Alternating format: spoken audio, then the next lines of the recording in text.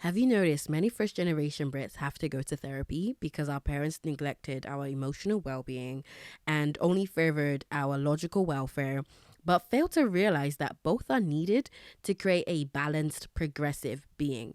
They said things like, "Why are you crying? If you don't stop crying, I'll give you something to cry about. Let me give you a bucket to cry into." They didn't realize that when they made statements like that, it told our inner child, our subconscious mind, that, yo, this space ain't safe. Like, we can't be vulnerable around these people because all they're going to do is tell us off for being human, tell us off for having emotions, tell us off for feeling the very thing that human beings do. They weren't able to empathize or sympathize or realize that, yo, okay, my kid is crying. Why is my kid crying? Okay, I've done something clearly to them. Let me see if I can soothe them. And so they didn't do those things, and many of us had to self-soothe instead, if we even knew how to do that, right? And they didn't do that because they also didn't know how to be that type of person.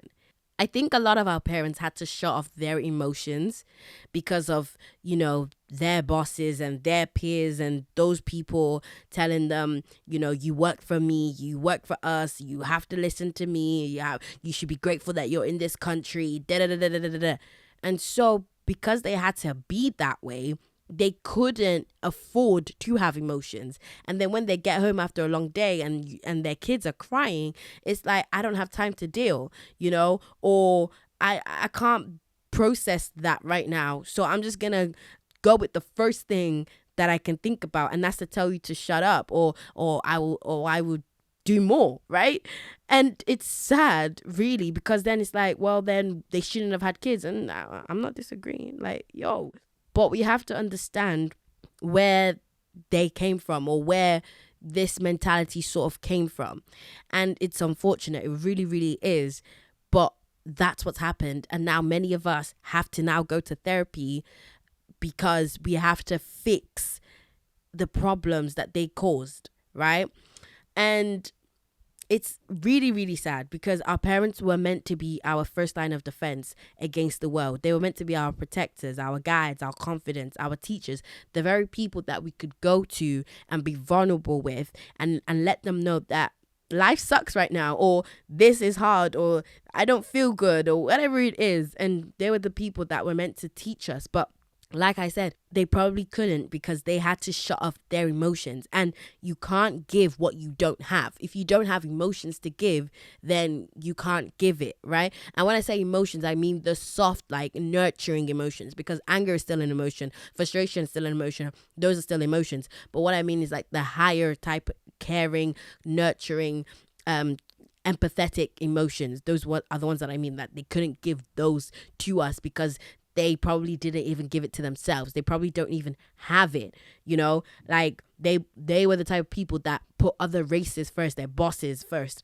And because they did that, they had to shut off their internal self-worth.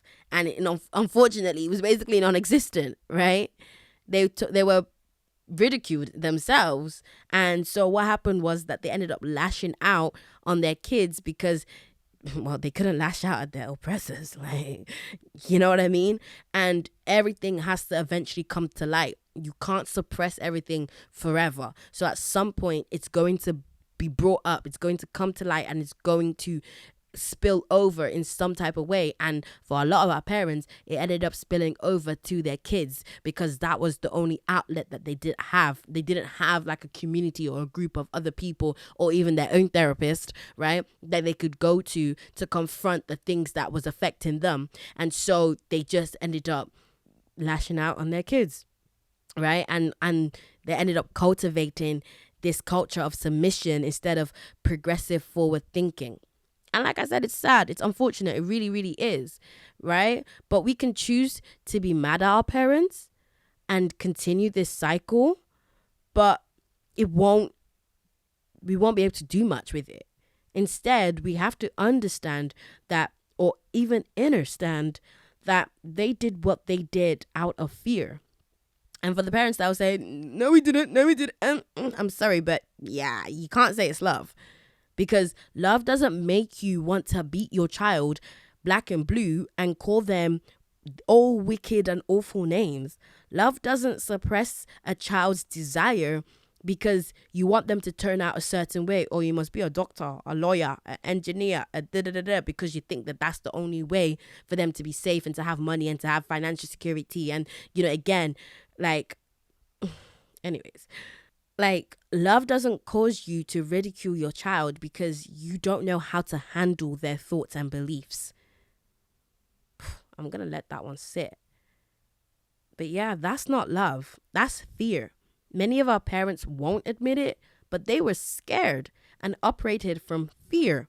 They were scared for our well-being as we grew older in this country, and the mistreatment that they faced, they wanted us to either not face that thing or be prepared to think with logic and have no emotion. So whenever anyone treated us badly, it wouldn't affect us. And maybe their rationale came from a place of love, but the execution was definitely flawed and warped and derived from fear.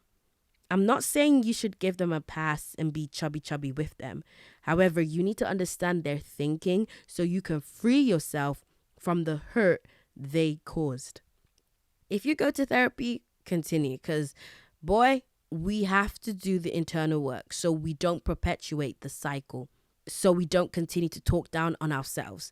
It sucks that some of us had to parent ourselves, but nonetheless, we can play the blame game or we can decide it's time to heal. I hope you choose the latter. And if you need support on your journey, you know where to find me. Okay? Stay blessed, don't stress, and I'll catch you after the test. Bye.